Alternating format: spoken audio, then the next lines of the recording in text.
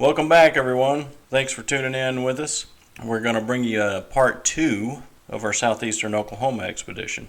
Chuck, thanks for coming back on. Yes, sir. It's good to be back on. First show we had a little technical difficulty with. We finally got it all figured out and got it posted on there, so hopefully you guys have tuned in and enjoyed that. So, let's just jump right back into it. So we left off last time on day 2, I believe, right?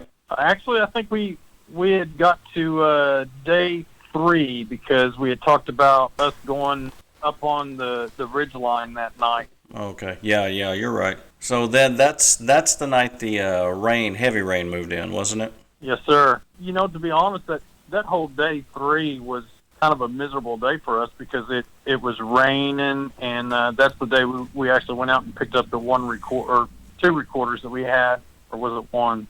I think it was 2. Yeah, it was 2. The 2 recorders that we had over there in the cave area, and the deer hunters camp was. Right. Yeah, that wasn't the best day. That was probably the worst day of the whole trip. It was just wet and cold, and it got down pretty cool up on that mountain too. It did, very much so. Yeah, and riding up in that fog, and heck, it was probably low 40s, high 30s, and we're out there riding on a 4-wheeler freezing. I took off. Yeah. I grabbed my heavy coat. The time I got to the top of it, it wasn't even enough. And Chuck, I felt sorry for Chuck because you just put on your hoodie and a shirt's all you had on, and I know you were freezing on that thing. Well, I was a little chilly, I would say, but I was just out. I was just glad to be out, man. I love it down there. That area kind of grows on you, and the more you get into it, it's probably one of my favorite places to go. You know, I remembered and I'm kind of getting off the base here, but I remember the first time I ever went down there. First thing that came to my mind was, this is where I want to be. You know, hopefully someday that dream would come true, and I'll have a little cabin out there somewhere. Yeah, that would be nice. It would be nice. Well, we got up that morning, and it was, like we said, it was just pretty much, it rained that night, and I believe it was off and on through the day, and it was just really cold, miserable. We didn't really do a whole lot. We went up there and got those recorders. I think we went back into town, didn't we? Yeah, we did. We sure did. Yeah, so pretty much that day was just a bust. And we ate at a wonderful restaurant. that was probably the highlight of the day, I would say. Yeah, there's not a lot out in that area, but it's nice to have modern stuff like that when you're out doing what we're doing, because a lot of times we don't get any of that. It's campfire stuff, and which can be good, but especially on a cold, wet day, it's not very fun. There was one time we'd went out into a whole different part of the country. It started raining on us, pretty much rained on us the whole time. We were pretty much pinned up in our tents the whole time, and that was pretty miserable. Yes, that was a really miserable time. Yeah, well, we had a nice warm house to stay in this time, so that was nice. So, yeah, go ahead. Of course, that night of day 3 was where we went up on the ridge line. I think we talked about that before, but that was a pretty interesting experience for both of us. I think we heard some howls back in the background, heard a wood knock there. So that was a pretty good ending to a miserable day. Yeah. And when we woke up the next day, it was completely different. It was warm. It was nice. The sun was shining. And day 4 was probably the best day that we had the whole time we were there. Yeah, it was. It really was. It was that night. Wasn't it not that we had a visitor? Yeah, that was day 4. Oh, okay. Yeah, go ahead, jump into it. So day 4 started, and we went back to the place that we went on the second day of our trip, and went back in that area. Plus, it had rained all night. I was afraid that I didn't catch anything on my recorders. In fact, I was afraid that I'd lost them because of the rain. But when we showed up there, started looking around, the recorders had recorded about, I think, probably about 28 or 30 hours worth of audio there that I'm still trying to get through and look through. And from that point on, we went to where we had put the second recorder. And LJ, I think you did a really good description of that particular spot. On the way down there, to that spot to get my last recorder. You want to tell people what we found kind of up on the hill as we were going in there, or going up to that place? Where we'd put the by the deer stand? No. The big tree that had been pushed over, and the track that we found at the base of the tree. Oh, yeah, that's right. Yeah, we were riding in there, and like we'd said earlier in previous episode, the roads were horrible. We were taking our time in there, and I look over to my left, and I see a structure off in the distance that I didn't see in there before. And so I stopped, and I got off, and I pointed at it, and Chuck saw it when I pointed it out, and we started walking back in there. And I actually was reviewing that today on my camera footage that I'd captured. I'm going to what I'm going to do, I'm going to upload those videos together, not as an episode, but just for you guys to review, and I'll do a little voiceover and point out what is what, because it's easier to do it that way than try to splice it into this track. So we'll just do that. But anyway, we got there looking at one tree. The bark was completely stripped off of it, and it was a smaller pine tree, and it was pulled over into an arch. Some other trees were piled on top of it to hold it down, and we got to looking around there, and we found a 16, 18-inch track, and it was an old track, and it was probably 2 or 3 inches sunk into the ground, and the ground was fairly soft, so we weren't able to cast that track because there again it had a lot of leaves in it, a lot of pine needles, and when you step on that stuff, it prevents your foot from making a good track into the dirt. Plus the ground is so moist, and the force there recovers stuff like that really quickly, so it's really hard to get a track. I mean, they basically got to step into a dirt area, or you're just not going to be able to cast anything. But anyway, we got that. Chuck took several pictures of that. It was, like I said, it was a pretty big track. He even put like 3 $1 bills on the end of each other and took a picture of it as they were laying by the track. And it was the length of all 3 of those bills, I believe, and maybe even a little bit more. But we got to looking around in that area, and there was more structures we came across. There was one, it was a tree that had been drug in there, and it was probably an 8-inch diameter tree, and it was at an angle thrown in between 2 other trees. And we're looking around for the stump of that tree, try to have a logical explanation of how that got there, thinking maybe it rotted and fell over, but there was no stump nearby. And this tree had been broken. There was no root system on it, so it wasn't a tree that had fallen over. It had been drug in there. And we kept looking around, and I believe that's where we got the picture of that glyph we found. Yeah. I think there was something else there we found. There was a big arch there, too. Yeah, and there was a really good X there, too. That's the other thing of us. Mm-hmm. Yeah. The further we kept walking, there was just the more stuff we found, and we finally got to the point where we're like, okay, we need to get back to our 4-wheelers because we're getting quite a ways away from them. That's right. We went back to the 4-wheelers then. We were almost to that first primitive camping area by the creek at that point. So we went on down there and recovered the recorder, and it was still, I don't think it was running, was it? The creek? No, the recorder you hung.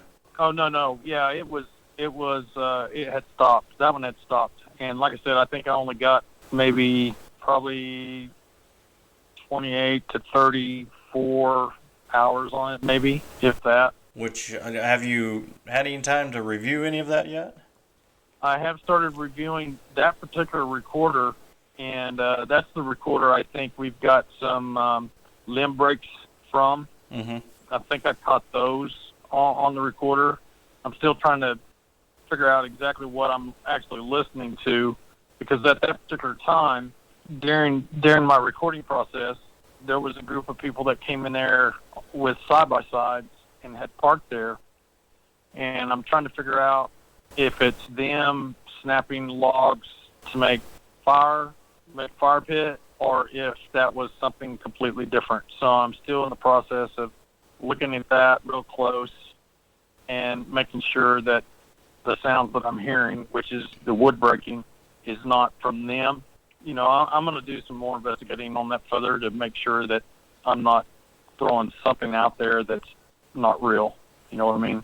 Yeah, sure. Well, there was no fire down there. There was no fresh fire. There was no signs of anything. There was an old fire pit there, but it'd been a long time ago since fire was in it. So if they were breaking stuff, it wasn't for a fire. Yeah, that's true. I didn't even think about that. I was just thinking it could have been them breaking up some logs, because you can hear talking in the background, and I'm not really sure exactly what they're saying because it was a pretty good ways from the recorder, but you could hear the trees snapping in the background. I just kind of assumed that maybe they were trying to build a fire or something. Maybe I need to listen to that audio a little bit closer, and it could be I could have recorded maybe some gibberish or something, and they had already left. I'm not really sure. I'm just gonna have to check that out. But it's an interesting audio right there, whatever it is. It could be, and there again, I'm gonna have to look at the audio a little bit closer. But it could have been people doing that, or it could have been, a squatch. You just never know. That is one thing I am gonna take a closer look at. Okay. And sure. but I would like to tell the folks kind of where we were at, if you think that is a possibility. Yeah, from what we were looking for that day. Well, we may not want to. Yeah, we might be limited on what we just disclosed, but yeah, sure. We need to explain that a little more about what we were doing in there. Let me back up for just a minute. Let me, real quick, before we even got started that day. You remember what I caught on my video camera? Yes. Let me jump into that, then we'll jump back into what you were talking about, if you don't mind. Sure. Okay, well, I had gotten up that morning before we got around, and one of my habits when I'm out like that is I walk around and I pray, spend my time with my Lord. The ridge back behind the cabin, the big, tall one, I'd been wanting to go up on it, so I decided, hey, that'd be a good time. Chuck's still asleep, and it's going to be a while before he probably gets up because it was real early. And I said, I'm going to go up on that ridge. So I went up on that ridge and sat there and was praying the whole time and whatnot. Had my video camera with me. I was coming back down the ridge, and I found it looked like an abandoned deer stand. It had been taken off the tree and laying down, and it looked like some small diameter trees were pushed over on top of it to kind of hide it. But the trees were still green, and they were bent down at the bottom, and they weren't broken. So I don't know who would have done something like that. It was just very strange. I find deer stands out in the woods abandoned from time to time. You will run across those, but this straps to hold it on a tree looked like they'd been broken in a couple of places.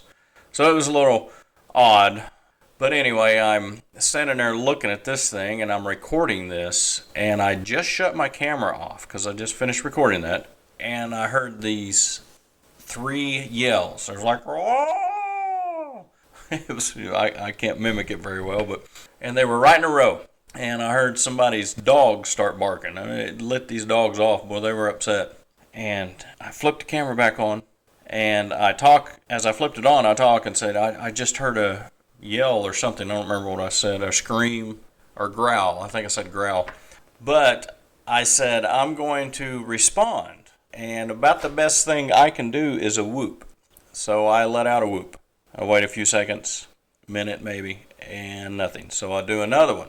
Wait about 30 seconds, and then in the distance I hear, Wah! And the dogs start barking again. And I say in the camera, it's like, man, I don't know if y'all can hear that or not because it's kind of distant. It's probably a mile away or so from me. But anyway, I spent a little more time there, and we'd caught something else. Chuck, we haven't reviewed that video yet, and we think we may have caught something up in a tree. And Chuck's the one that found it, or he saw it when I was letting him hear the audio. And I did enhance that audio, and you can hear it quite well.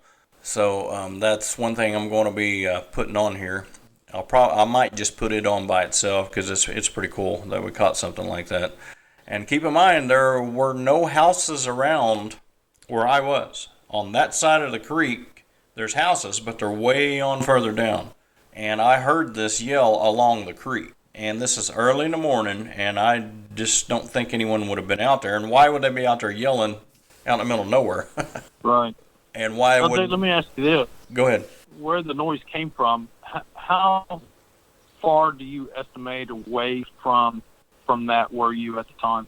I was probably 3/4 of a mile. It was, it originated from along the creek, from the best I could put together in my mind from the memory of a map, satellite view of that area and where I was. So it was running along the creek, real close to it. So I'd say 3/4 of a mile. All right. Go ahead. I was just curious about that. No, that's fine. But it was a good catch all in all. I didn't even know I'd caught it. I mean, I was hoping I had it because I knew the camera was running when that response came, and I was just hoping my microphone on the camera was good enough to pick it up, which it was, and it's a pretty good camera. Yeah, and it's It was, and that was a good catch on your behalf. Yeah. Yeah, so we're pretty excited about that, and we're still excited about it. It's one of the better pieces of evidence we got. I'd really like to run it through a analyzer of some sort, sound analyzer, to look at the levels, the peaks, and everything on it. Because I tried to mimic that, and I'm a trained singer.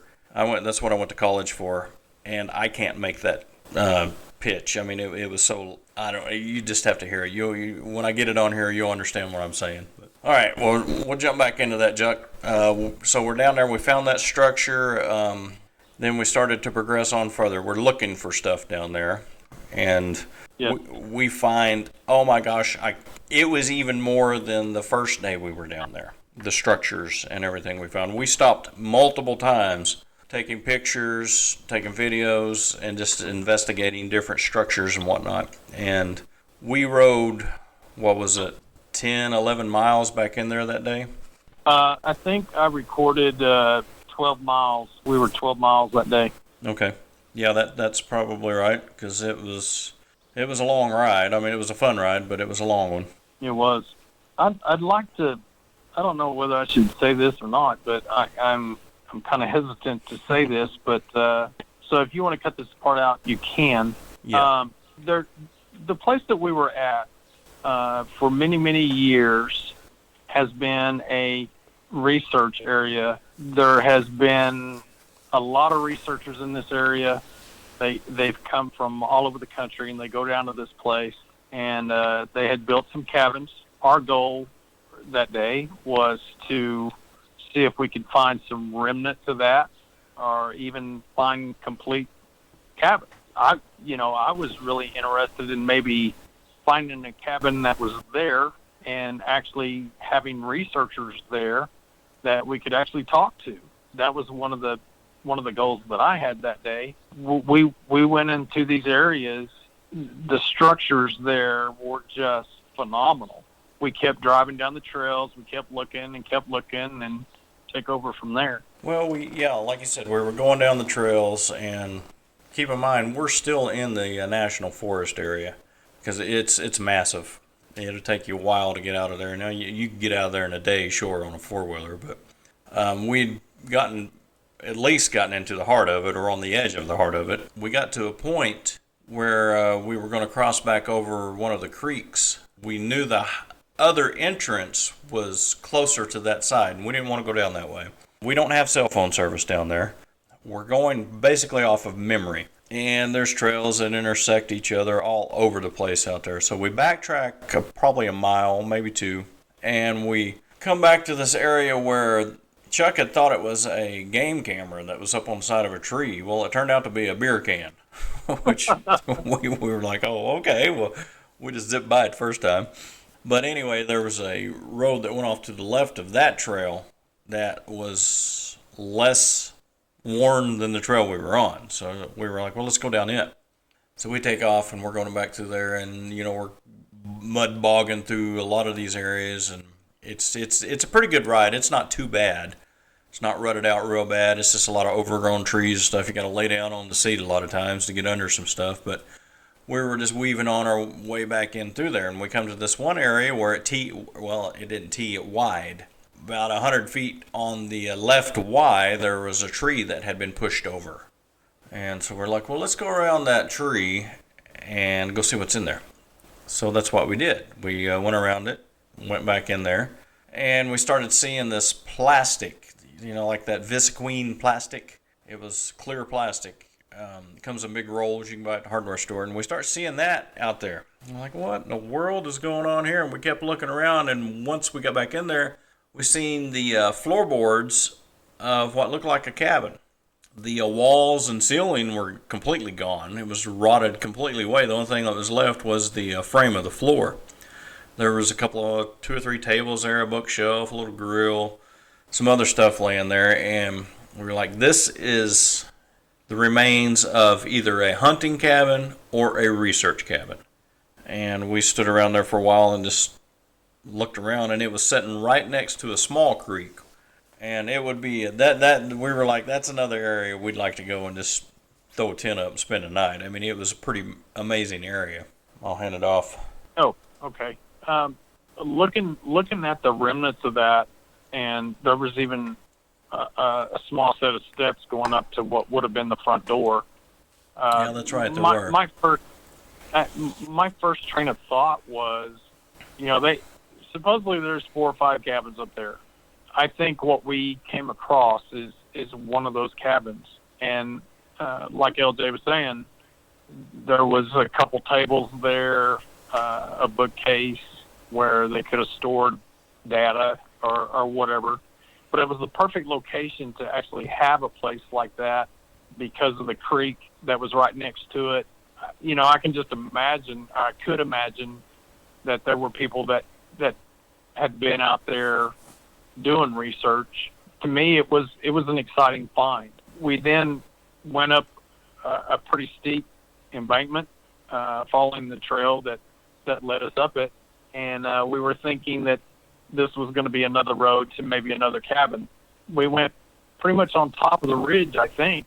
Yeah, we did. If I'm not mistaken. But there was no cabin there. So from that point on, I mean, even on top of the ridge line, though, there were some breaks and stuff that we saw all through that area. There was breaks and just all kinds of evidence that showed that this was a very active area. As we started down, we kept going down, and I think we even followed a couple more trails after that. Never did find another cabin. We knew that we were pretty close from what we had seen on maps and stuff, but we never did find any other cabin there. But I do think that was one of the remnants of one, because it looked like it was pretty small.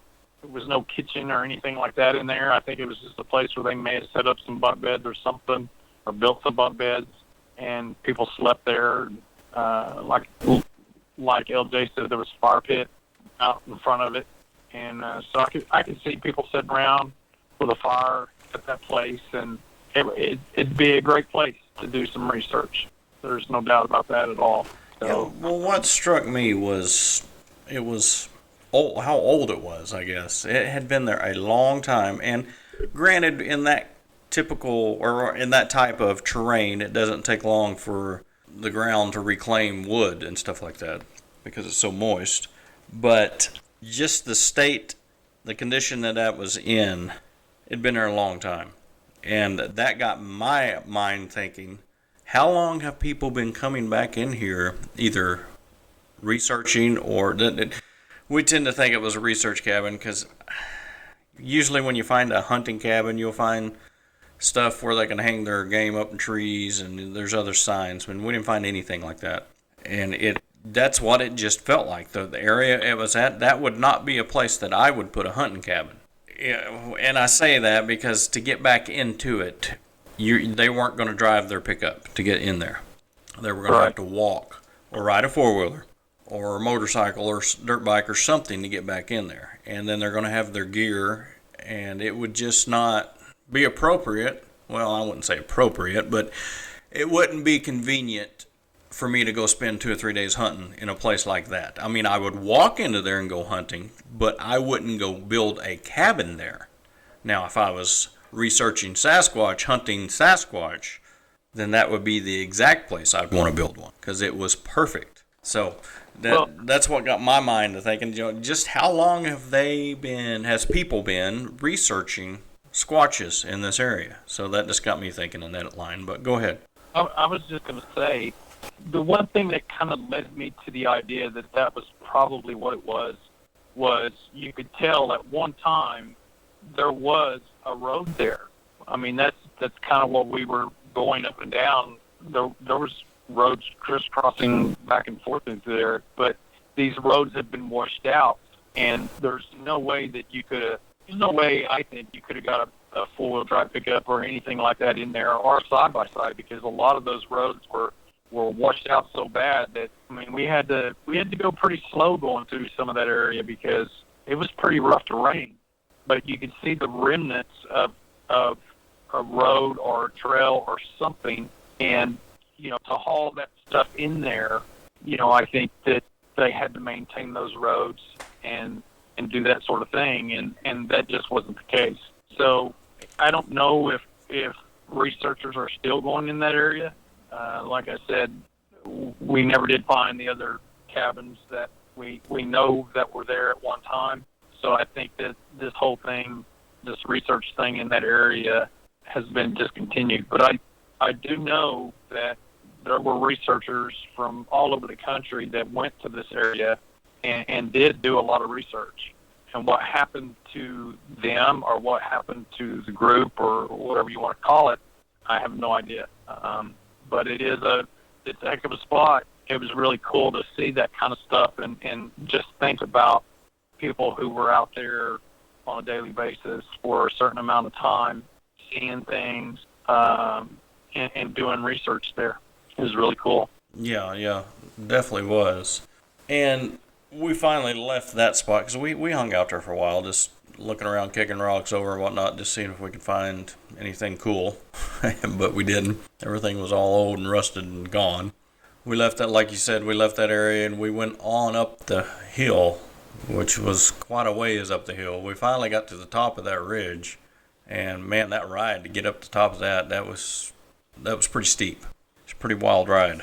And we followed this trail all the way up there, and we're thinking that it goes over the ridge, down in the valley, back up on the next ridge over. Well, it doesn't. It dead ends up there. And we're looking down off the edge of this ridge, and we're like, we don't want to take our four-wheelers down there because it's steep as it is, and we don't know how much steeper it gets, and we just don't want to wind up in that situation. So we wound up turning around and coming back down. And I think at that point we finally started working our way out of there. And by that time, we'd probably been in there, 3 hours? Oh, yeah, at least. I mean, we were like 12 miles in, I think, or something like that. Mm-hmm. Yeah, we were quite a ways in there. I don't think that was a total. I think that was just a one-way trip. We were that deep in there. Right. But it's a great place. And like I said, and like LJ has said, that whole area is just deep with evidence and breaks and big, huge trees laying over trails. And you just know when you're in this area, you get the feeling that they're not far from you. Just being able to be in a spot like that is pretty extraordinary, to say the least. Yeah, and with that in mind, I will mention, we said earlier we were on our four-wheelers, and we usually take them with us when we can, and it's a good tool to get back into these areas. The disadvantage with that, however, is they're loud, and they're noticeable, and you're going to scare anything around you off, more than likely. They're going to hear you coming way before you ever know they're there. You'll never even know they're there. So that's the disadvantage. So if you're actively searching for cryptids, you don't want to take a four-wheeler. You want to do it on foot and take your time and ease back into an area. Well, we weren't really looking for them. We know they're there, and there's evidence all over the place, and that's what we were looking for. We were wanting structures, we were wanting footprints, we were wanting everything we found. And if we were to happen across one of them crossing a trail or something, great. It's even a bonus. But unfortunately, that didn't happen. That's why we hung our recorders out. Hopefully, we could catch audio of them when no one else is around. Exactly. So we'll find out as we continue to review audio what all we have caught, because like I said, like Chuck said, there's hours and hours of audio that still have to go through. So it's going to be a little bit before we're able to even get to all that. So anyway, So we get back to the truck after all this riding, and I swear my hands were like glued to the handlebars. That four-wheeler after we got back. But all in all, that day was awesome. We saw so many things, and finding what we think was one of the cabins was pretty awesome. And to just sit there and think about what actually took place there was pretty awesome experience. But I would have to say that the day and the night was still pretty young. yeah, And what happened to us that night is something I probably won't ever forget. yeah. Do you want to describe that? Yeah, let me back up for a minute before we jump into that. I'll talk about, when we have been in so many places and so many areas, we found some really amazing stuff. And whenever you go to a new area, you always have your previous discoveries in the back of your mind. And one thing you think of is you're hoping you can find something that'll outdo the last thing you found that was pretty awesome. And that drives you to get deeper and deeper into the woods and to do things that you wouldn't have even thought to do before. When we first started doing all of this, we didn't have four-wheelers. We really were just playing it by ear, as everyone else that jumps into this does, and you learn as you go. And I will say that we now have a high expectation of the next place we go to outdo the one we just came from. It's pretty Absolutely. it's pretty high bar, because like we've said earlier, we could have spent the whole day just examining structures, but we didn't have that kind of time, so of course we didn't. So with that being said, we did backtrack out of there. And another thing I will say, if you're not an experienced woodsman or wood person, however you want to be politically correct, I don't care about that, but you better have a good sense of direction. We were so deep in there, it would have been very easily to get turned around, to get lost, and no cell phone service. And then what do? You're lost. No one knows you're there. Those are some precautions I want to mention right now. I always carry a compass, Linstatic compass, with me when I'm out. Whether I've got a Garmin handheld GPS, whether I've got phone service, it doesn't matter. I always have that compass. I always know the degree from where I start on that compass. And that's pretty easy to do. If you don't know how to read a compass, you can Google that on the YouTube, or it's pretty easy. Always have something like that. I always recommend a personal locator beacon carry with you. They're relatively inexpensive these days, or you can get them on Amazon for $80, $150. And what those will do, if you are lost, you just pull that sucker out of your pocket and push the button, and it'll notify the local authorities that someone's lost, and they'll route a team out and come in and get you. Always good to have. If you can, carry a GPS with you. Mark where you start so you can navigate back on your GPS. We weren't concerned because we're experienced woodsmen. We're 12, 13 miles back into this place. We were confident we could get back out. Now, with that being said, if there was a rainstorm that had rolled in, if the conditions had gotten rough, there's unforeseen events that can happen that can get you turned around, even if you are an experienced woodsman. So you need to have some sort of provisions. I always carry emergency blankets on my four-wheeler. I always carry some way to build a fire. Of course, if it's raining outside, you're pretty much not going to build a fire. So these are precautions think about before you take off. Take plenty of water with you. Now, even in places as beautiful and clean as the area we're in, a lot of people won't drink the water. I will, because I grew up in that part of the world and I grew up drinking that water, so it doesn't bother me. But it may not everyone. So take these things, be prepared that you have to hunker down over 12, 24 hours. So just think about that before you jump out in the woods. Just don't jump out there and do it. Make you a plan and stick with it. Okay, anything you want to add to that? All I can say is, LJ, you're one heck of a navigator, because I got so turned around several times in there. I would have been the one guy that would have lost myself and wouldn't know how to get out of there. I probably could have eventually, but I depended on you, I think, a little too much, and which it was a good thing. I mean, you got us in, you got us out. It was probably one of the best trips I've ever had as far as companionship and trusting each other. I've got your back, and I know you've got mine in case something happens, and that's the way it should be. Yeah, you're right. And there again, I grew up in the woods. I've been doing it pretty much my whole life. So I will tell, when I was in the military and I was out overseas, out on the ocean and stuff, I got turned around many, many times. So it can happen to the best of us. But like I said, just take your precautions, think things through, take enough stuff with you, take a firearm. You never know what's going to be out in those woods. There's bears, there's hogs. You never know. Take a pistol. We always carry a pistol of some sort. We don't ever intend to use it. We don't ever want to use it. But we got it if we need it. It's just another tool to throw in your toolkit. So go ahead. I think if I'm not mistaken, if you have a gun with you, the worldwide signal is firing 3 shots in the air. If I'm not mistaken. Yes, that is correct. Yeah, so, that's a signal, distress signal. You don't have to necessarily have a pistol to be able to shoot something that comes around you, but it sure helps if you've got one on you and you're lost and you can't find your way out and don't have any way of knowing which way to go out, is to fire 3 shots. Yeah, exactly, because you never know who's around is going to hear you. And if you've got a buddy out hunting with you, if you're hunting and you get separated, that's one way you two can locate each other. But anyway, we decide to make our way on out of there because we're getting hungry at this time, and we'd been in there a long time. We finally get back out to the pickup, get loaded up, take our drive back to the cabin, and we just take our time getting back to the cabin because you got to wind up the side of a big mountain.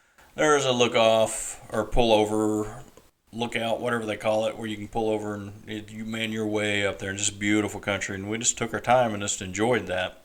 And we get back to the cabin, unload the 4-wheelers, get them all cleaned up because they were pretty nasty. And the one 4-wheeler we were borrowing, we didn't want to leave it. We wanted to return it the way we got it. We get all that done, get in, relax, get dinner ate. We just sat around and BS about the day and whatnot, and finally went to bed. Well, I don't know what time it was because I didn't look at a clock. But something woke me up by walking on the back porch. And it made a thud at first. I didn't know. That's what woke me up. And then I heard footsteps. And they were bipedal. And they were heavy. And I lay there and I'm listening to this. And I finally just dozed back off to sleep. And we get up the next morning and I'm getting breakfast around and whatnot, and Chuck gets up and comes in and is like, "Were you outside messing around last night?" He said, "No, were you?" And go ahead, I'll let you, this side's your story. Well, I think that we both woke up about the same time, and I want to say it was probably about 2 or 2:30 in the morning, if I'm not mistaken. And this cabin has a deck on the front and it has a deck on the back. And knowing what we knew about the history that has happened there, hearing footsteps coming up the steps, and it's like LJ said, it was thud-like. That was the first thing that came to my mind, was that we had visitors, not only on the back deck, but on the front deck as well. We both heard them, and when we got up that next morning and started talking about it, we knew that we had a visitor. To add to this story, that weekend, after we had left, as we left the very next morning, got up, got ready, packed our bags, and headed back home. But that evening, the owner of the cabin and 2 other guys spent the weekend there at the cabin. The 2 guys that were with him were awakened in the middle of the night, about 2 or 2:30 in the morning, with loud screams outside their windows. So they got up the next morning and they thought the owner of the cabin was playing a joke on them. And they asked him, "Did you hear anything last night?" And he said, "No." They said, "You didn't make no screams?" He said, "No, I didn't even hear any screams." So whatever had been on the deck the night that we were there obviously came back a day or two later and made itself known. I think that is just a really cool story. I know what we heard. You could clearly hear the footsteps coming up the steps. That's just an awesome thing to hear. A lot of people would definitely freak out about something like that, but a couple crazy guys like me and LJ, we think that's pretty cool. Yeah, that's right. Well, and not just that noise do we hear. When you walk up on the back deck, there is a boot scraper that you can, it's screwed to the deck there, and a boot scraper so you can clean your muddy boots off. It's pretty self-explanatory. Well, that first morning that we'd got up and looking around the property, I'm just walking around and getting acclimated to the place, and I see this boot scraper because I used it. And that morning that I heard the noise, I got up and went outside, and there by the boot scraper is a disc of wood about the size of a coffee table coaster. It reminded me of something that someone would draw an image in or something and make some kind of art out of. It was about a half-inch thick, had the bark still on it, and it was round. It was about 4 inches or so. It wasn't that big. And I think that's what woke me up initially, because I heard a thud and then something roll. And I think what it was, they threw that up on the porch and then came up later. Now, where they got something like that, because it had been cut with a saw, not a chainsaw, a finer bladed saw. And I don't know where they would have gotten something like that unless someone's gifting them around there, and that was a gift. That's what I think initially woke me up. And it was not there that morning, first morning we got there, and we didn't bring anything there like that. Yeah, I forgot about that until you just mentioned it. I remember seeing it too and thinking the same thing. Well, and we will mention this as well. We have learned from doing this that it usually takes 2 or 3 days for you to be in an area. For one, for you to get used to it. For two, for them to get used to you or even know that you're there. So your first couple of days in an area, you're probably not going to get much activity. It's the later end of a week if you're going to be there a week. It's best to go 4 days to 5 days in an area, or longer if you can. But the minimum we have found to go is 3 days. Yep. Unless you're going to an activity where they're actually all around you, and we've been in areas like that. Yes. Yeah. We're first night. First night we got there. First night we got there. Yep. That has happened. Yeah, and that's area specific, really. I mean, especially when you're going into a new area, you don't know what to expect. So I'm just saying, I guess the reason I say all that is if you're going to a new area and you don't know what to expect, and the first night or two there's nothing going on, don't be disappointed, don't be frustrated, don't give up. Give it another night if you can, and just see what happens. You may get something that you are wishing for, because it does happen. Yeah, that it does. I mean, the 3 years prior to that, when we were in that area at the conference down there, I'm laying in my tent out in the yard, and I'm hearing whoops all around me, up in the mountains and all over the place. Yep. We just had all kinds of stuff going on that time. We're going to have to do a show just on that, because that was an amazing time. Every time we've been down there, we've had an amazing time, matter of fact. Yeah, that's that whole area is a plethora of Squatch and Squatch activity. I mean, it's everywhere. They have the water supply, they got the food supply, they got plant life, protection. I mean, it's just an amazing area, and I can see why they call that place home. It's just a beautiful area with beautiful scenery and lots of things to look at and find, and I loved it. It was probably the best trip I think I've had. Being able to stay in the one location like we did for as long as we did, and find all the things that we found, and had all the activity that we had around us. it was just a great trip. Well, one other thing. Mention to them, you don't have to talk about the siege of Honolulu, but mention how close we were to that alleged area. Okay. I will say something about the siege of Honolulu. Our good friend Wes Germer at Sasquatch Chronicles did an episode about the siege of Honolulu. You can go back in his programs and listen to that. Where that event took place, we were staying in a cabin that is just about a mile from where that event took place. So we know that squatches hang around that area quite a bit, finding structures behind the cabin, people seeing them while at the cabin, me casting a track at the cabin. I mean, all the evidence is there that they still hang out there. It's just a very, I'm not going to say magical, it's just an awesome place to be because you know the history of what took place there quite a few years ago now. The thing that's happening now in the state of Oklahoma about the bounty for Bigfoot is up to like $2 million. One of the guys that is pushing that pushed it through the legislature. He was part of the family that the siege of Honolulu took place. I don't know what his mind frame is other than maybe vengeance for everything that happened. I have no idea. But to me, my personal opinion is, for whatever it's worth, is that these things don't need to be trapped. They don't need to be hunted. And they dang sure don't need to be killed. It bothers me that these kind of thoughts are out there that, well, we just need a dead body. You can do research without that. I have a special place in my heart for these things. They drew a passion in me from the time I was a little kid. It's always been there.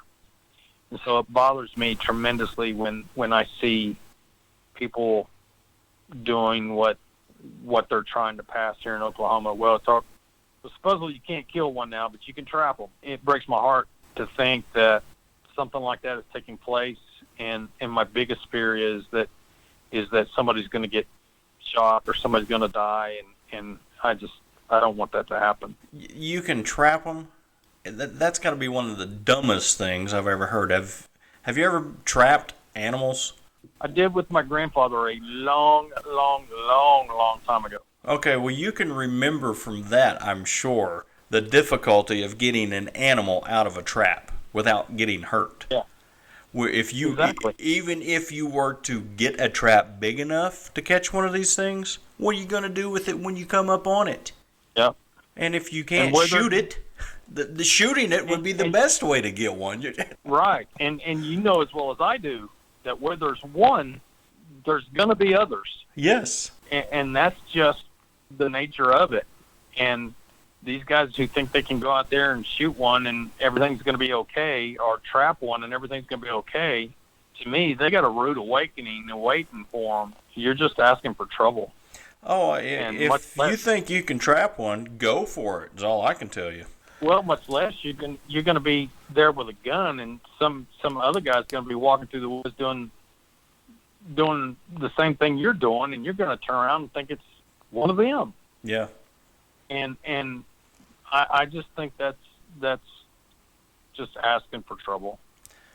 Let me ask you this, Chuck, and this is a question, or for your response will fit right into this, I guess. How many times have we actively walked up on one of these creatures and been harmed? None.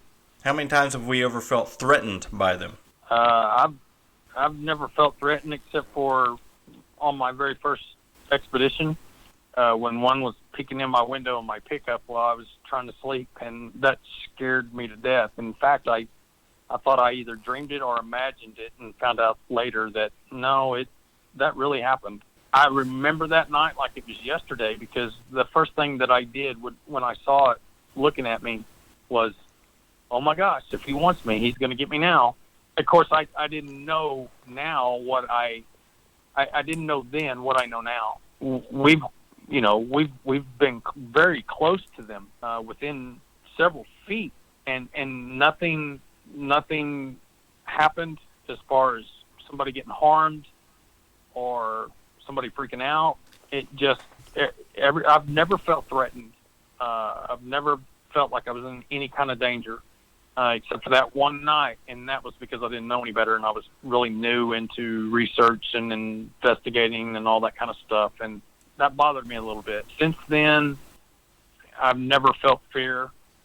I've never felt like I was in any kind of harm, and I know that's probably possible, but I haven't in all the years that I've done this and the sightings and encounters that I've had. I've never felt any kind of harm or felt like I was in danger. And I'll add to that. I have been 3 times that I'm aware of within 10 feet of these creatures. 2 of the times I saw them very plainly, and 1 of the time I didn't see them very well at all because of the brush. But, with that being said, what did they do? Every one of them looked at me, turned around, and walked off. Made no threat toward me at all. I have been around these creatures. I have been down by myself, spending multiple times in hotspot areas, and know they're out walking around my tent at night. Never have I felt threatened. Now, I take a firearm with me because there's other stuff out there. But right. I have no intent of shooting one of these creatures unless I'm threatened by one. And if you leave them alone, they'll leave you alone. There are stories of them hurting people, killing people, whatnot. Those are extreme cases, and they were more than likely 90% of the time provoked by the people they killed. Yep, I agree. So from our experience, we've had good experiences. Well, go ahead, Chuck. Well, I can even bring up an example that happened to me last summer. I was in the state of Alabama. We went out on a research one weekend, and we were up in the mountains, beautiful country. I slept in a hammock that night. We got there to this spot that we camped at right before dark. Guys let out a scream just to see. He basically, he was just playing around, but he let loose with one, and instantly, in three different directions, he got a response, one after another. And I think we were all standing there with our eyes bugged out and our mouths picking up gravel off the ground. But the point I'm trying to make is I slept in that hammock that night, and I had a kind of like a bionic ear that I had and was listening. 2 of us stayed up and were setting up the campfire. And as we're sitting there, we start getting rocks chunked at us. And I stress the word at us. The reason I stress that is I've had objects thrown at me before. If they wanted to hit me, they could have hit me, and they didn't. And that particular night, after everybody went to bed, I was still listening to the bionic ear, and I heard footsteps all around the camp. At one time, I got up in the middle of the night, stoked the fire a little bit because the fire was going out, and I went back over to my hammock, got in my hammock, and as soon as I got into my hammock, a rock hit the side of my hammock. I thought it was pretty cool. I kept thinking that they're going to roll me up like a burrito or something, but that never happened. I don't think that these things have a malice intent toward men. I really don't. Yeah, there are those stories out there, and yeah, some of those stories are probably really true.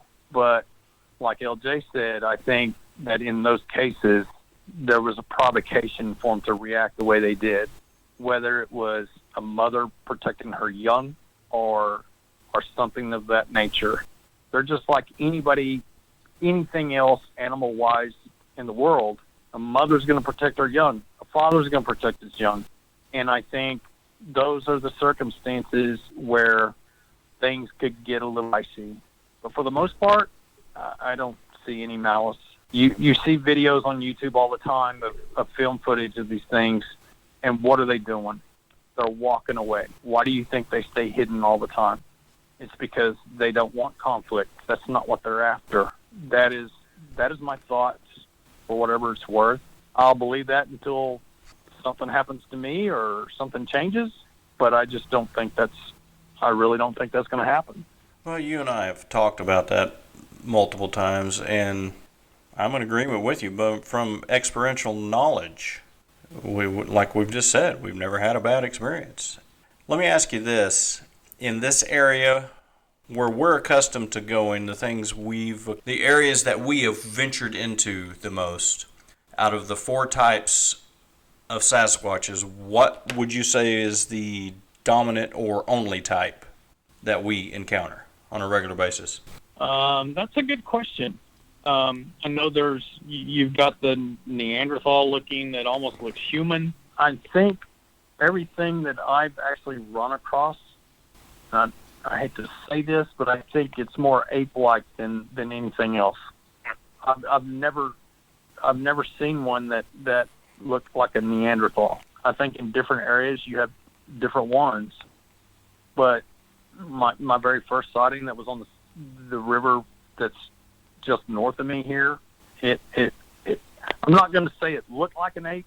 I'm just going to say that the characteristic, there were some things about it that made me think that it was more ape-like than anything else.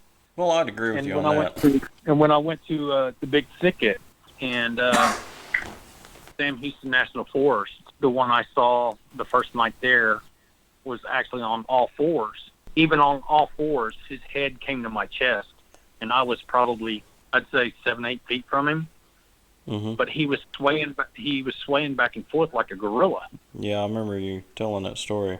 To me, that's an ape-like characteristic, and so that's kind of what I pictured. I think that was my second sighting that I had ever had. Mm-hmm. The first one was here close to home, and then that one down there. In both of those instances, it was more ape-like than it was anything else. I'm not saying that's what they are. I'm saying they have that characteristic. No, I understand what you're saying, because I've experienced the same thing. The two that I've recently seen, the one down on the Red River, the one that a former research buddy of ours walked up on, the one I saw when I was a kid, yeah, I would describe him exactly the way you did. Well, if you look at their characteristics, and for example, the swaying back and forth like a gorilla, that's definitely an ape-like characteristic. And you have sounds that they make on occasion that are very similar to some of the gorillas and the monkeys that are out there in the wild. I'm not saying they're exactly the same. I'm saying, but there's a similarity there. I just lean toward that. Mm-hmm. You know, I think these things are more intelligent than an ape, and you know, I base my opinion on what I've experienced in the woods, what I've heard in the woods, what I've seen in the woods. I just think they're pretty intelligent, more intelligent than what we give them credit for. Oh, I definitely agree with that. I don't think we're talking about ape intelligence. I think we're talking about something that is more than just ape-like. Yeah, it's a higher intelligence, that's for sure. Sure. And I will say, from a seasoned tracker's perspective, these things are the hardest thing in the woods I've ever tried to track. But once you start getting a handle on it, I'm not going to say you're going to be able to. You're not going to be able to track them back to where they currently are. They do things that requires a high degree of intelligence to evade someone tracking them. It's just amazing. I have learned things from tracking these things, and you'll hear me laugh out in the woods, and I'm laughing at things I'm seeing them do, and I'm like, that is so funny. Why would you do that? And trying to track them is extremely challenging. I'd like to be better at it, but I'm not. I'd have to spend half my life out there probably to get as good at it as they are, and I still wouldn't even be able to touch the skills that they have out there. Well, LJ, you're on a learning curve. I think we all are. Yeah. No, and with that being said, you know, we've experienced other things out in the woods. We've heard different sounds that we don't know where they came from, unexplained. We've seen things, we've heard stories, which we'll be getting into some more stuff like that as time goes on, and we are interested in people's stories as to what Absolutely. they've experienced out there, what they've encountered, what they've heard, things they've came across, structures. All of that stuff is fascinating. And that's the point of this channel, is to explore some of that. Now, some of these things out there, we have our own personal opinions on them. We don't think some of them are flesh and blood, but we don't know that. That's why we want to hear more from people that have experienced things. So if you do have stuff that you've came across, then get a hold of us and let us hear what you got to say, and you can hear some stuff that we don't put on the air even. So, but anyway, you got anything you want to comment on that? Absolutely. We'd love to hear your reports. We'd love to hear your sightings. We'd love to tell your stories even. If you don't want to come on the show, that's fine. If you'd like to come on the show but you want your identity hidden, we can do that. We understand the taboo of this subject. I think we've all kind of faced that at one time or another. And I just when people come up to me and start teasing me, I just laugh with them. I mean, I don't have to prove to them that these things exist. I know they exist. So, I know there's some people that have had traumatic encounters, maybe scared the living daylights out of them because they always thought in their own mind that these things don't exist, they never exist, and when they come across one and see it face to face, it's a whole different ball game. There's a lot of people that suffer from PTSD from their sightings. I know that sounds crazy, but it does happen. We've actually helped people that had cases of PTSD because of what they saw and what they experienced. And one thing that LJ and I both are more concerned about is you people who have experienced this stuff and you're suffering. You don't want to tell this story because you don't want people to laugh at you and mock you. We're not going to do that. The main reason is because we know that what you saw and what you experienced is the real thing. We can tell. Don't hesitate to contact us in one way or another and talk to us. If you just want to talk to us about this stuff, feel free to contact us. Send us an email. We'll be more than happy to talk to you. We'll be more than happy to help you work through what you were traumatized by. That's who we are. We're not going to make fun of you. We're not going to cut you down. We're going to try to help you. And that's the most important thing. Yeah, and I'll add to that. We have, on occasion, went to people's houses, their residence, because they were needing help, and they didn't know who to turn to. And they reached out to us, and we responded. Now, fortunately, those were within driving distance. Well, I guess anything's in driving distance in the United States, but they were relatively close to us. And we don't do anything for money. We didn't ask for money. That's not what it's about. We're like Chuck said, we are here as a support mechanism for people that don't know where to turn to. We don't have the answers for everything, but we do have a lot of answers, and we've been able to help people. Yeah, and speaking of that, and you talked about the driving distance. Sometime in the near future, we're going to have to make a little trip to Austin, Texas. Yeah, I remember we talked about that, yeah. I think that's a very needed thing. No, I agree. We will. And we just have to work around our schedules, and, if people want to help out with gas and whatnot, we don't ever ask that. But we're not going to refuse someone, trying to sew back into us in that area. But keep in mind, it won't be any profit. We won't take any profit. We don't want it. Right. It's not about the money. Yeah, absolutely. Never has been. And besides all that, you can't really make too much money off of this subject anyway. Right. We don't make any money off of this. Unless your name is, I better not say his name. Unless your name is, yeah. Well, anything else you want to add in closing here? I've enjoyed it as usual. Man, I am thrilled to death to be a co-host on the show, although I seem sometimes it feels like I'm talking way more than you. No, that's all by design. I thought I just had a big mouth. No. I just really appreciate you getting me on and asking me to be the co-host, and I am thrilled to do so. I think that what we're planning and what we're doing is the right thing to do for people. Yeah. And I'm glad that we have some listeners listening. Share the word. We're doing some good things, and we will continue to do what we do. And I'm just happy to be here. Yeah, and I'm grateful that we've teamed up, and I'm grateful you've agreed to come on and do this, because this is, I'm a trained musician. I've been a musician for 20 years. I've played, recorded, you name it, I've done it, but I've never done anything like this.